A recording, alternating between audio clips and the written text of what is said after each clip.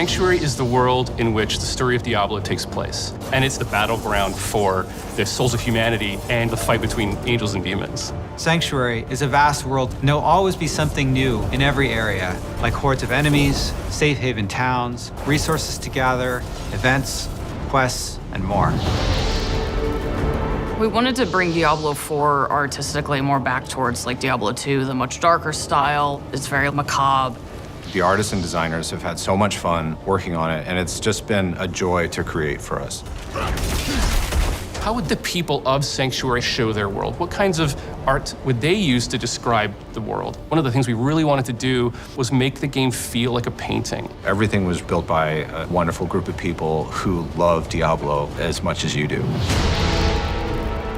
We have 5 unique zones. Each of the regions has its own kind of flavor and ambient life. We take a lot of influence from what our concept artists give us, and I know they take a lot of influence from real life. There's Kyrgyzstan, which is the sort of desert. It's amazing with its sweeping sand dunes. Skazglen, which is inspired by Scotland. Fractured Peaks is inspired by the Carpathian Mountains. The Dry Steppes is sort of our mountainous desert region, and Hawazar is the swampy region of the south. Whether you're on a mount or on foot, it's a joy to go from one region to the next. Also, the region transitions are really beautiful and stunning to see. Making sure that it felt sort of geologically true was really important. If you walk from Fractured Peaks into Hawazar, you'll cross all of these waterfalls caused by snowmelt. So you can actually see the snow melting in Fractured Peaks through waterfalls, entering into Hawazar and entering the large basin that fills Hawazar with all of the swamp water. We have all the different environments in the overworld, and we tried to make sure there was some parity with those in the dungeons. We have dungeons that are flooded, and there's like moss everywhere. It very much fits in with that Skazglen environment. Kyrgyzstan is all desert, so we have dungeons filled with sand. All the dungeons are particularly placed to make sure that they feel like this is a thing that could be in this part of the world. It fits here, it belongs here. We definitely redesigned some of the monsters. For example, the Fallen family has gone through a major redesign to make them feel more grim, a little scarier, a little darker, to match the tone of Diablo 4. Monster families are a way to describe the group of monsters that create a combat experience. So a lot of times there'll be brutes and swarmers, melee or casters, and that's the term that we use to sum up the vampires or the drowned or the undead. And all of them have unique abilities, but they all synchronize together. They bolster each other and improve how they work on the battlefield so that every time you fight a pack of, let's say, goatmen, it's always different. We wanted to make sure that the monster families all felt like they fit in their environments, and so our creature team did a really good job of making these different versions of them that have adapted to their environment.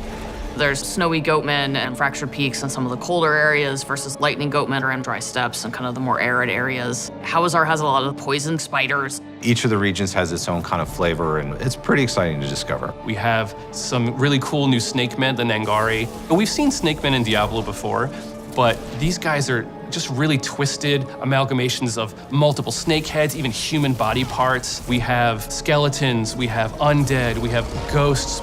All the things that you would expect to find from a Diablo game. Spiders have been around in Diablo forever, but the spider host was a cool new twist. It's a giant spider that attaches to a corpse and then puppets it at you, and when you kill it, it explodes with tons of baby spiders, and then those little spiders come after you, and I feel slightly guilty about traumatizing a lot of people with it. We also have wildlife, deer, snakes, bugs, dogs. You can pet the dogs, by the way. So many people ask to pet the dog. It was actually a lot of hard work to figure out how to pet that dang dog. You have so many activities that you might run into. It could be a stronghold, it could be side quests. You might have key dungeons to do. There could be bounties to pick up. You might encounter a world boss. You might encounter an invasion event of some kind. We have much longer, sort of narrative-heavy side quests, and we have some shorter side quests, so you never feel like you're always doing the same thing. The pacing is always a little bit different. One of the things that I really loved about our announcement was the By 3 They Come cinematic. I was able to build a quest where you actually get to go to those places. You get to go to the town. You get to go inside the chapel. And I work with some incredible dungeon designers to build the dungeon from the cinematic. You're gonna get to go across the bridge that you saw to the actual room where Lilith was summoned. I don't want to spoil too much, but I'm super excited to have players see it.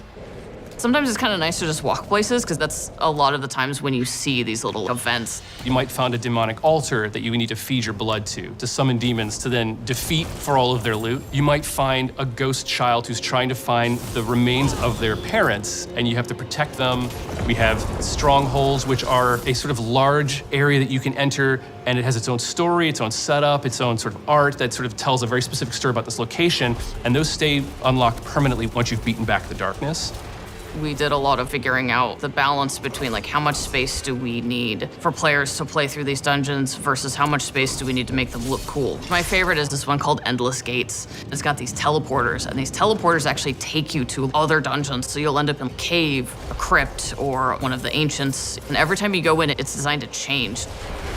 And there's dozens of villages and towns that you will run into. The cities and towns are designed to be hubs. They're havens. They're places where you can find other players. They're good places to do all of your usual inventory management. Each region has its main city that you can get lots of side quests and lots of activities. We've really crafted the world to feel like there's always something just around the corner to find.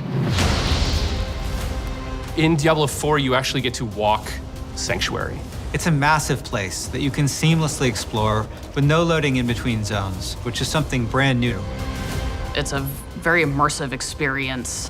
What I love about it is that you can go in a direction and you might be searching for a particular quest or an item, and you'll come across a stronghold that you haven't explored before. You'll come across dungeons that have legendary affixes, or you might discover a side quest that you didn't even know about that fills in some bit of lore that you actually were interested in. There's any number of things that can happen along the road to your destination, and that's what I love about having this fast space. There are tons of different types of events in the world.